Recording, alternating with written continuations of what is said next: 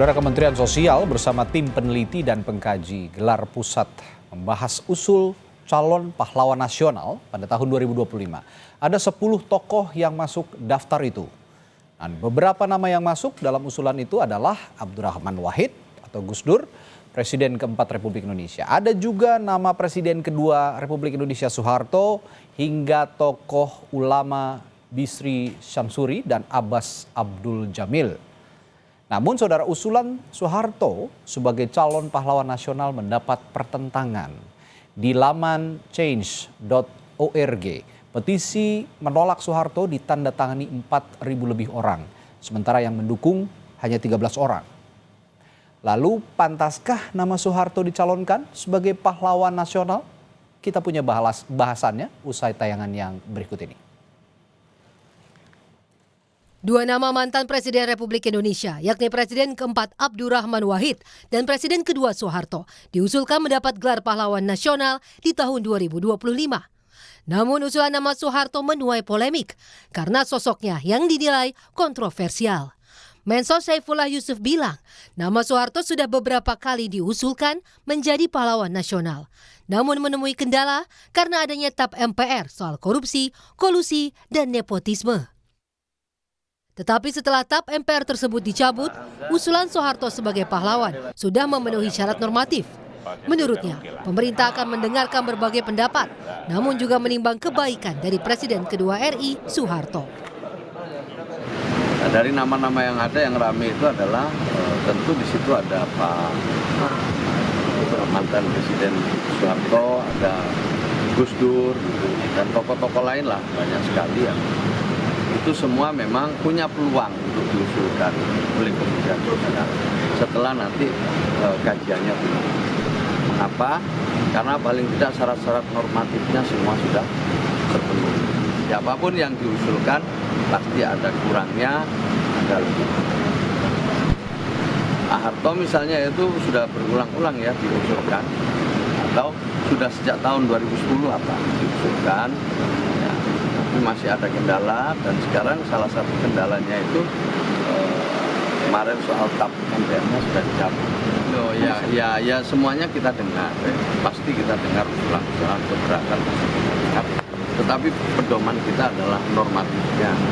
Kemudian juga kita timbang tentang kebaikannya. Kan? Ya, kebaikannya juga harus dilihat. Menteri Sekretaris Negara Prasetyo Hadi menyebut wajar memberikan gelar pahlawan kepada para mantan presiden sebagai bentuk penghormatan. Menurutnya, jangan selalu melihat kekurangan, namun prestasi para mantan presiden juga harus dilihat. Menurut kami, ya, mantan-mantan presiden itu sudah sewajarnya untuk kita mendapatkan penghormatan dari bangsa dan negara kita. Jangan selalu melihat yang kurangnya, kan kita lihat prestasinya. Sebagaimana Bapak Presiden selalu menyampaikan bahwa kita itu bisa sampai di sini kan karena prestasi para pendahulu kita. Jadi menurut saya nggak ada masalah. Tapi kita belum membahas itu secara khusus. Komisi untuk Orang Hilang dan Korban Tindak Kekerasan Kontras menolak pemberian gelar pahlawan kepada Presiden kedua RI, Soeharto. Menurut Kontras, pemerintahan di era Soeharto terjadi banyak kasus pelanggaran HAM berat dan juga masifnya kasus korupsi, kolusi, dan nepotisme. Dalam konteks pemberian gelar pada Soeharto, ini penuh dengan kontroversi, Mbak, gitu ya. Jadi menurut kami dalam konteks pemerintahan Presiden kedua, dalam hal ini adalah Soeharto, selama 32 tahun ada banyak sekali pelanggaran-pelanggaran atau kasus-kasus kekerasan yang dilakukan oleh negara kepada warga negara, gitu ya, yang berujung pada pelanggaran hak asasi manusia, pelanggaran HAM yang berat gitu, maupun pelanggaran hak asasi manusia gitu. Dan juga ada sejumlah kasus-kasus yang memang tidak mencerminkan karakter bangsa, yaitu kasus korupsi, kolusi, dan nepotisme yang sangat besar dan sangat tinggi sekali. Menurut kami pemberian gelar pahlawan ini sudah sepantasnya tidak diberikan kepada Soeharto, mengingat sosoknya yang memang juga banyak kontroversi selama menjabat sebagai Presiden Republik Indonesia kedua. Buntut pengusulan Presiden kedua Soeharto menjadi pahlawan nasional, sejumlah petisi muncul di laman change.org. Petisi menolak usulan yang diinisiasi Gerakan Masyarakat Adili Soeharto telah ditandatangani 4.000 orang lebih. Ada juga petisi mendukung pemberian gelar pahlawan yang ditandatangani 13 orang. Persyaratan gelar pahlawan nasional diatur dalam Undang-Undang Nomor 20 Tahun 2009. Nama Presiden kedua RI Soeharto diusulkan dari daerah Jawa Tengah. Tim Liputan Kompas TV. Presiden kedua Republik Indonesia Soeharto diusulkan mendapat gelar pahlawan nasional.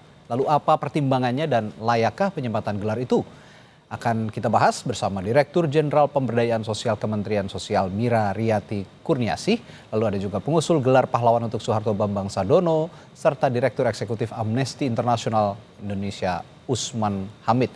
Selamat malam Ibu dan juga Bapak. Selamat malam. Ya. Saya ke Ibu Dirjen dulu. Bu Dirjen, proses pengusulannya untuk pengajuan pahlawan nasional Pak Soeharto ini bagaimana, sejauh mana? Ya, baik. Memang saat ini kami di Kementerian Sosial menerima usulan-usulan terkait dengan calon pahlawan nasional dari berbagai daerah tentunya. Baik itu usulan yang langsung dari masyarakat, organisasi, tetapi tentunya ada prosedur yang memang harus ditempuh.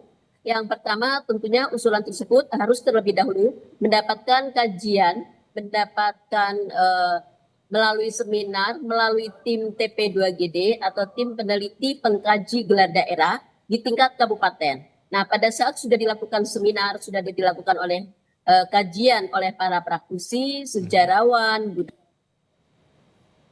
budayawan, dan juga mungkin tim peneliti, ini akan diajukan kembali di tingkat provinsi. Di tingkat provinsi pun dilakukan kembali tim pengkajian dari TP2GD di tingkat provinsi, kemudian baru diajukan kepada Kementerian Sosial. Kami di Kementerian Sosial tentunya juga sudah membentuk tim TP2GP ataupun tim peneliti pengkaji gelar tingkat pusat. Nah, terkait dengan usulan calon pahlawan nasional ini, memang salah satunya ada mantan Presiden Soeharto dan Gus Dur. Terkait dengan Soeharto itu sendiri, memang sudah pernah diusulkan di tahun 2010 dan 2015. Dari hasil tim TP2GP tentunya secara normatif Pak Harto ini sendiri sebenarnya sudah memenuhi syarat, baik itu syarat khusus maupun syarat secara umum, seperti itu.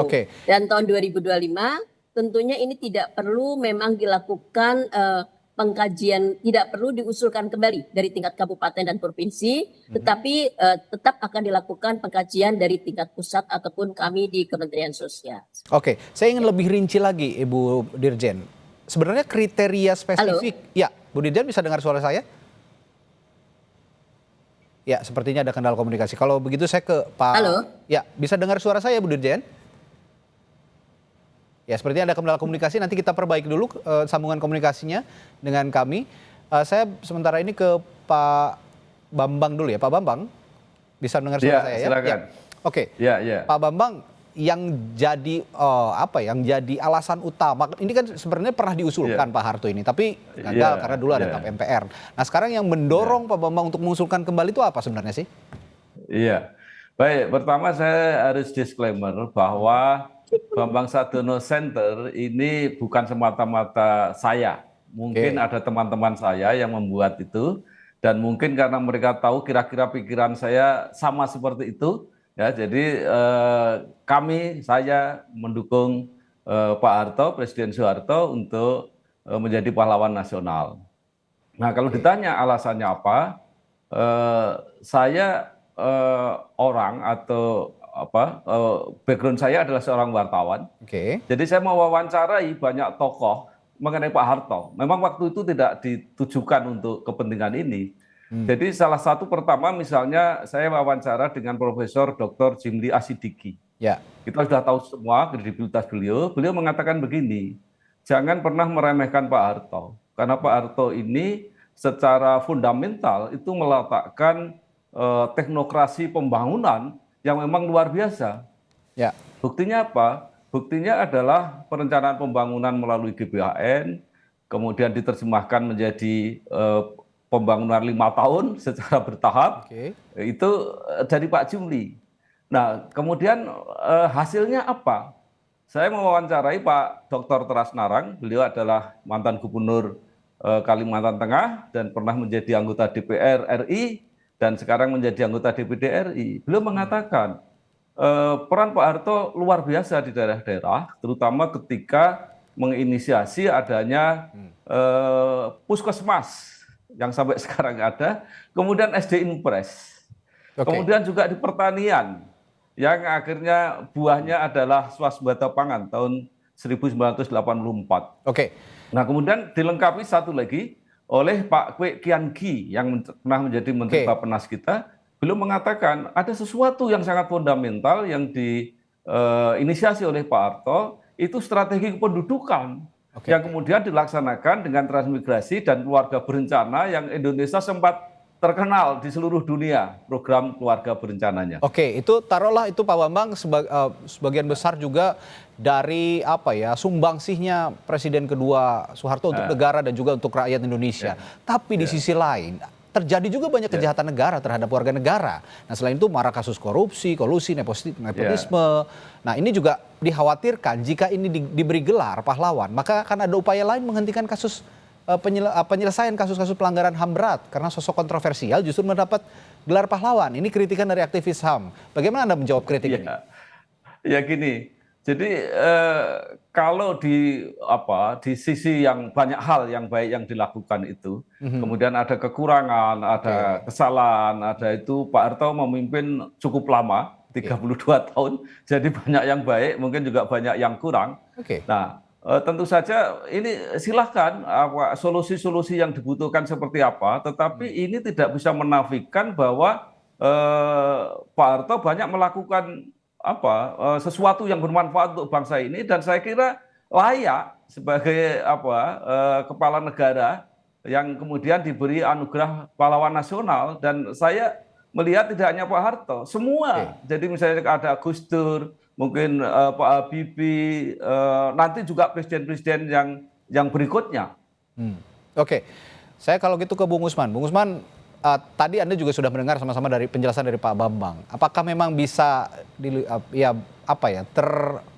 terhapus begitu saja dengan jasa-jasa Pak Harto yang lain ketika ada kejahatan negara yang lain seperti korupsi, kolusi, nepotisme, belum lagi pelanggaran HAM? Apakah yang dipaparkan oleh Pak Bambang tadi bisa menghapus itu semua?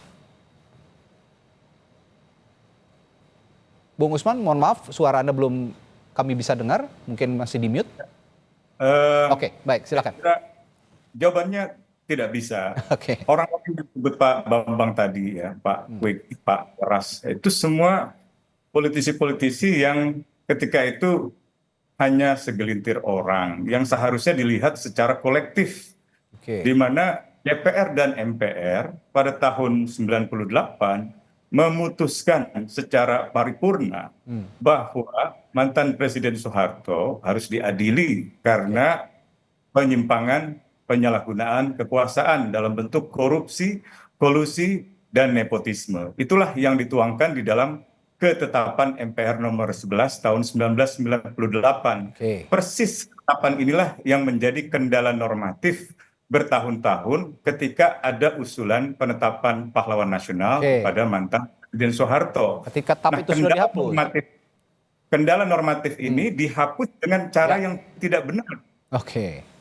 TAP MPR diputuskan secara paripurna, dibahas dengan melibatkan partisipasi masyarakat, tetapi dirubah hanya karena permintaan Partai Golkar pada pertengahan September tahun lalu. Dalam waktu 1 pekan diputuskan oleh pimpinan paripurna, pimpinan MPR untuk dihapuskan dari TAP MPR 98. Itu salah secara hukum, tidak bisa dipertanggungjawabkan. Karena itu kendala normatif itu tetap ada, dan dengan kata lain tidak cukup untuk mengatakan Soeharto layak sebagai pahlawan nasional. Yang kedua, jangan lupa seorang pahlawan nasional paling tidak memenuhi 3 kriteria sekaligus. Yang pertama, pernah memperjuangkan kemerdekaan, dan yang kedua, tidak pernah mengkompromikan nilai-nilai idealisme kebangsaan kepada musuh, misalnya kepada kekuatan imperialisme atau kolonialisme atau kapitalisme internasional.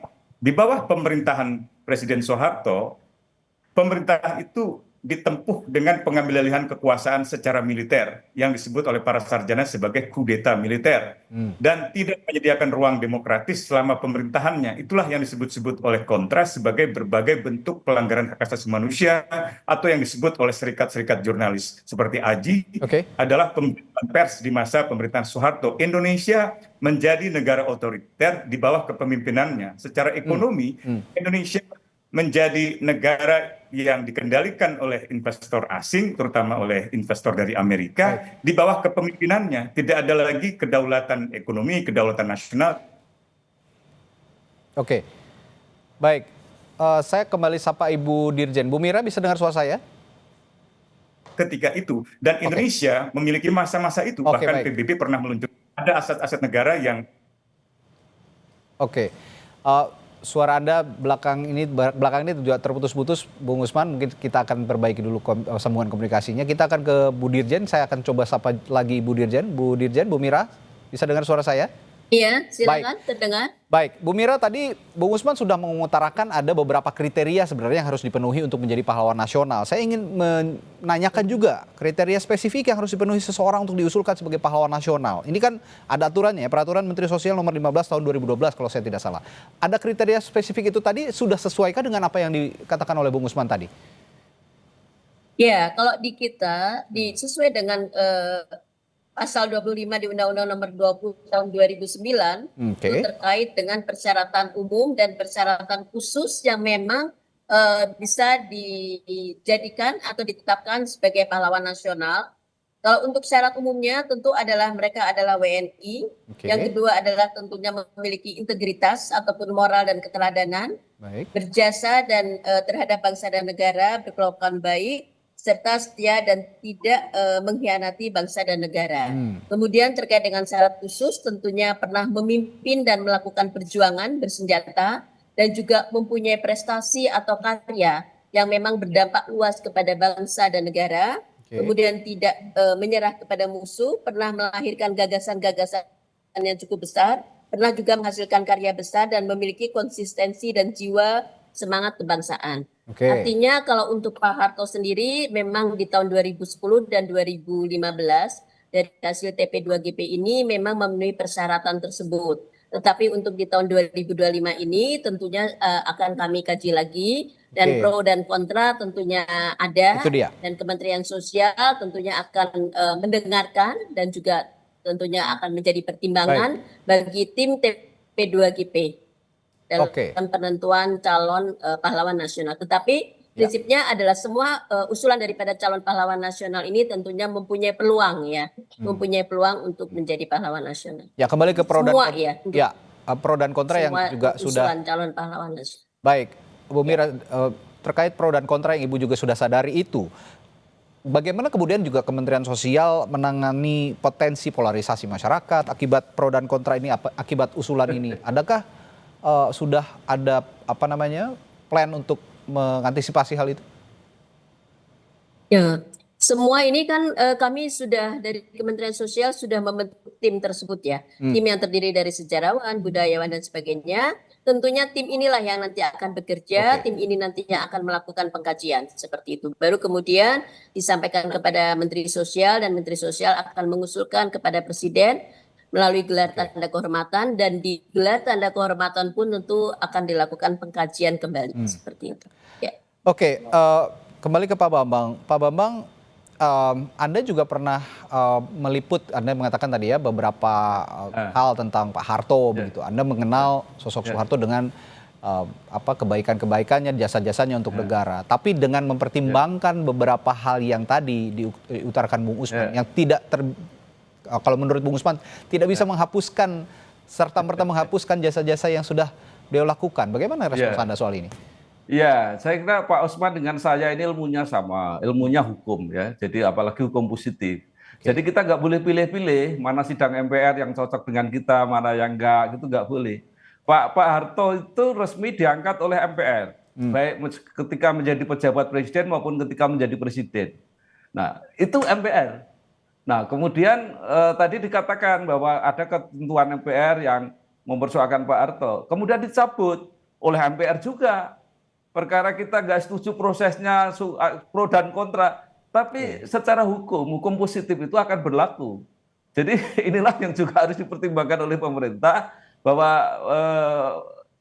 perbedaan pendapat pasti ada, tetapi itu bukan berarti tidak ada jalan keluar yang bisa kita Oke, artinya, dan saya artinya Anda sebagai pengusul bisa juga menyeimbangkan prestasi Soeharto dengan catatan kelamnya dan bersedia untuk berdialog dengan orang-orang yang kontra terhadap hal ini, begitu? Iya, pasti. Oke. Saya mau mengutip lagi pernyataan Pak Jaya Suprana yang pernah saya wawancarai. Beliau mengatakan begini, Pak Harto itu orang Jawa yang sangat menjunjung tinggi ajaran-ajaran Jawa, yaitu untuk menghormati para leluhur, para senior yang kemudian dikenal dengan mikul dhuwur mendem jero. Nah, itu Pak Jaya Suprana itu mengatakan semacam itu. Nah, juga kemudian saya mewawancarai Pak Siswono yang kita pernah kenal, beliau pernah menjadi menteri, beliau mengatakan begini, saya dipanggil Pak Harto 2 kali. Pertama diminta memugar makam Bung Karno. Buatlah makam Bung Karno itu sedemikian rupa, megah, sesuai dengan marwah beliau sebagai proklamator bangsa. Itu perintah Pak Harto. Kemudian yang kedua dipanggil lagi untuk memugar makam Bung Hatta. Jadi artinya bahwa dari segi karakter itu juga ada hal-hal yang mungkin perlu kita pertimbangkan. Saya kira itu. Oke, Bung Usman, saya ini bertanya soal perspektif agak lain dari yang sebelumnya nih. Anda melihat ada motif politik dari usulan ini? Saya kira itu kental motif politik, karena memang kalau kita tinjau dari pencabutan nama Soeharto dari TAP MPR, jadi bukan pencabutan TAP MPR nomor 98, tetapi penghapusan nama Soeharto dari TAP MPR. Prosesnya itu berlangsung hanya dalam 1 pekan. Jadi perubahan ketetapan MPR dilakukan dalam 1 pekan, itu sama sekali tidak memenuhi syarat-syarat peraturan perundang-undangan yang baik. Apalagi ini menyangkut TAP MPR. TAP MPR itu ketentuan peraturan perundang-undangan tertinggi setelah Undang-Undang Dasar 1945. Dan yang kedua, kalaupun ada undang-undang, misalnya tadi Bu Mira menyebut Undang-Undang nomor 2009, dia tidak bisa mengesampingkan TAP MPR. Itu sebabnya bertahun-tahun terkendala dan baru setelah TAP MPR itu dirubah.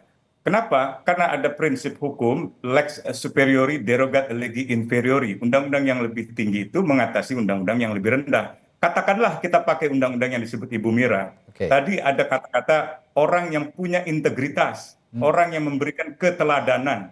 Soeharto itu statusnya ketika meninggal dunia masih berstatus sebagai tersangka dalam kasus dugaan korupsi senilai 419 juta dolar. Dan proses hukumnya berhenti bukan karena tidak ada bukti. Proses hukumnya berhenti bukan karena peristiwa yang diusut bukan merupakan tindak pidana. Karena Kejaksaan Agung ketika itu menjelaskan, mereka masih yakin bukti-buktinya ada, mereka juga masih yakin penyalahgunaan uang yang ada di dalam yayasan-yayasan itu, ada 7 jumlahnya yayasan, itu merupakan tindak pidana korupsi. Orang yang dalam status akhirnya berstatus sebagai tersangka, apakah layak ditetapkan sebagai pahlawan nasional? Oke, sebelum orang mengatakan Soeharto tidak pernah terbukti, ilustrasinya sederhana. Kalau ada orang baru korupsi tadi malam, hari ini baru ditetapkan sebagai tersangka, sorenya meninggal sehingga tidak pernah bisa dibawa ke pengadilan, sulit kita mengatakan apakah ia pernah terbukti bersalah atau tidak. Tetapi proses hukum terakhir ketika ia masih hidup, masih menetapkan dirinya sebagai tersangka tindak pidana korupsi. Yang kedua, meskipun ia meninggal dunia, dan karena meninggal dunia, maka status tanggung jawab pidananya itu gugur menurut KUHP, hukum masih tetap ditegakkan oleh pemerintah ketika itu dengan melakukan gugatan hukum melalui Kejaksaan Agung terhadap 7 yayasannya. Jadi saya kira status terakhir itu tidak mencerminkan integritas seorang pemimpin, integritas keteladanan dari seorang mantan Presiden Soeharto. Usman, berarti Anda melihat apa dampak politisnya dan dampak psikologisnya bagi korban yang menjadi korban kekerasan HAM di masa lalu di era Presiden Soeharto misalnya? Mereka akan merasa perjuangan anak-anak mahasiswa reformasi dikhianati. Tahu MPR tahun 98 tentang penyelenggaraan pemerintahan yang bersih dari korupsi, kolusi, dan nepotisme itu adalah hasil perjuangan darah dan air mata dari mereka para mahasiswa yang gugur di dalam tragedi Trisakti, dalam tragedi Semanggi I dan tragedi Semanggi II.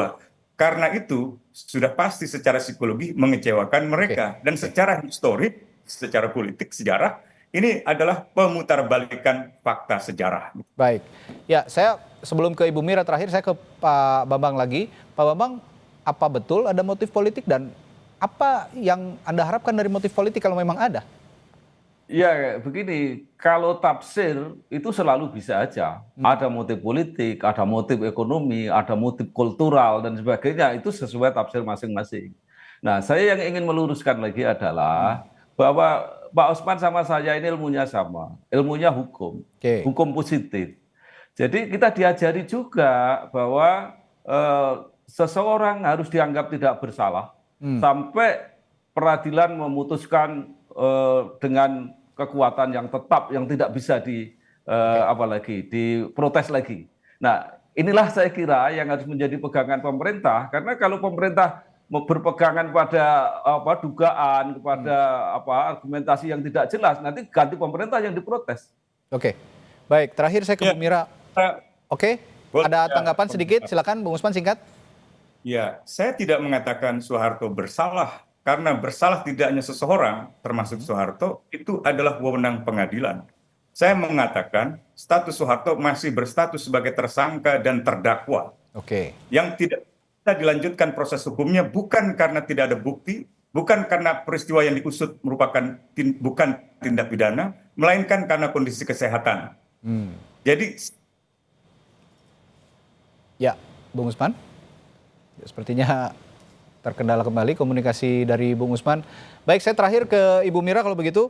Bu Mira, bagaimana Kementerian Sosial juga memastikan bahwa usulan ini tidak dianggap sebagai upaya pemutihan sejarah atau pengaburan sejarah lah, seperti yang dikatakan oleh Bung Usman juga, yang dikhawatirkan oleh sejumlah aktivis hak asasi manusia, Bu Mira? Ya, tentunya tim ini yang memang mereka mempunyai latar belakang yang memang profesional ya, dari sejarawan, budayawan dan sebagainya yang tadi saya sebutkan. Tentunya mereka akan melakukan pengkajian betul-betul. Jadi memang semua usulan calon pahlawan nasional saat ini sedang berproses. Ini masih sangat awal, artinya baru masuk semua permohonan. Kemudian nanti kami akan melakukan pembahasan terlebih dahulu. Kemudian plenonya juga ini masih punya waktu yang cukup panjang, biasanya adalah di sekitar bulan Agustus sampai Juli maupun Agustus mungkin ya. Itu baru bisa selesai untuk rapat daripada tim di tingkat pusat, seperti itu. Oke, sekarang masih dimoderasi oleh Kementerian Sosial usulan ini, sehingga nanti kita ikuti prosesnya lebih lanjut ke depan. Terima kasih Ibu Mira, lalu Pak Bambang, ya, juga sama-sama. Bung Usman telah bergabung di Sapa Indonesia Malam hari ini. Sampai jumpa lagi Bapak dan Ibu.